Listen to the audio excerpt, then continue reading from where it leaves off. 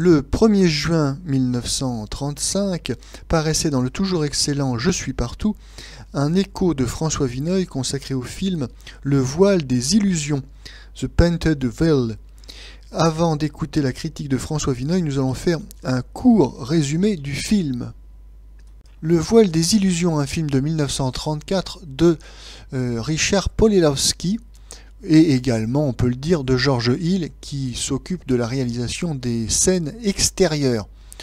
George Hill qui se suicidera d'ailleurs 2 mois après la sortie du film.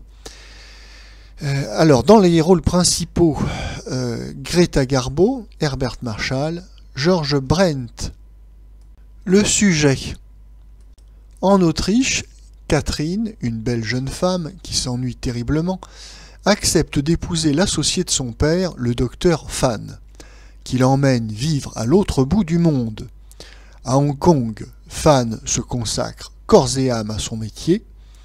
Catherine, délaissée, se laisse séduire par un diplomate britannique, mais celui-ci hésite à sacrifier sa carrière et sa réputation pour un amour qu'il devine éphémère. Désemparée, Catherine se rapproche de son mari.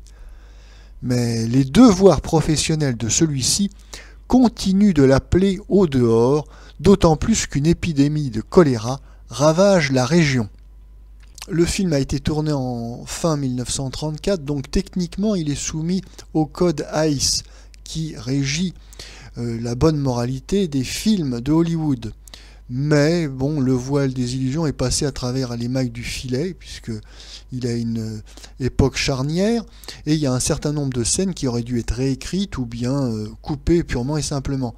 Première scène, lors du mariage de la sœur de Garbo, Garbo offre un négligé, une petite lingerie coquine à sa sœur, en lui précisant bien de ne pas en informer leur mère, parce qu'elle trouverait cette lingerie un peu trop perverse. La sœur répond à Garbo, « Ah bon, mais ça n'est pas pervers ».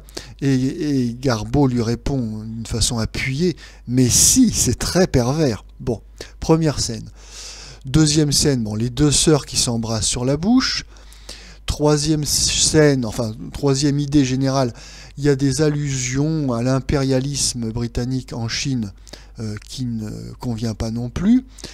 Et puis, bien sûr, le centre de l'intrigue, qui est quand même des amours adultérins et qui aurait dû être présenté en théorie d'une autre manière.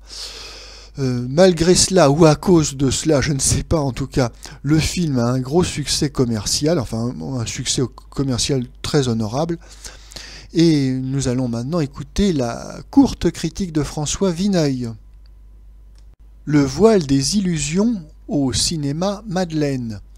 Une des plus grandes tares d'Hollywood, ce sont ses super vedettes. Et entre toutes ces super vedettes, le pire, depuis longtemps déjà, est Greta Garbo, que l'on nous somme maintenant d'appeler Garbo tout court.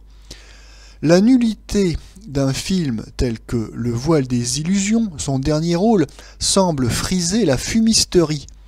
Ce serait à croire que des ennemis personnels de Garbo se sont entremis pour lui imposer ce scénario mondain et édifiant qui paraîtrait certainement plat en 1935 aux lectrices des Veillées des Chaumières. Mais non, cette mauvaise plaisanterie n'est pas possible. Il y a trop d'intérêts financiers attachés à Garbo.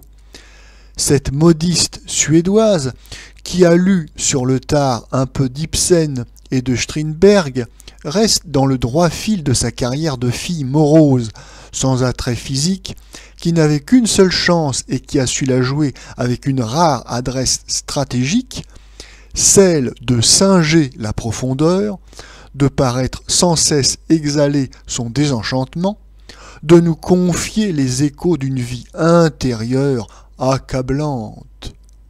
Le plus étonnant, c'est que ce chiquet, qui ne repose exactement que sur la monotonie, la gaucherie foncière et la frigidité de la comédienne, puisse durer grâce à une publicité admirable depuis quelques 10 ans, dans un pays où les plus brillantes étoiles atteignent en 3 saisons l'âge de la retraite.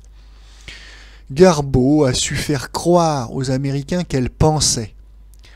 Tous ces artistes charmants et un peu candides d'Hollywood, qui troussent avec tant de verve une histoire de faux gangsters, dessinent avec tant d'humour la comédie des mœurs yankees, ne savent pas qu'au fond d'eux-mêmes, Garbo les ennuie à périr. Ils sont convaincus que les fameux silences, les soliloques traînants de la divine, ouvrent des arcanes de psychologie. Garbo, à qui la moindre petite figurante en remontrerait, dans l'art de marcher, de pleurer ou de rire avec quelque naturel, est la papesse du cinéma.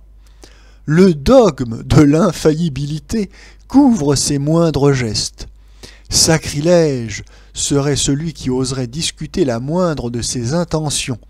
Chaque année, en procession, on va lui offrir un scénario toujours plus fade, plus compassé, plus officiel. Garbo est à elle seule toute une académie. Les dieux veuillent qu'elle n'exerce jamais au-delà de ses propres films sa glaciale et néfaste influence.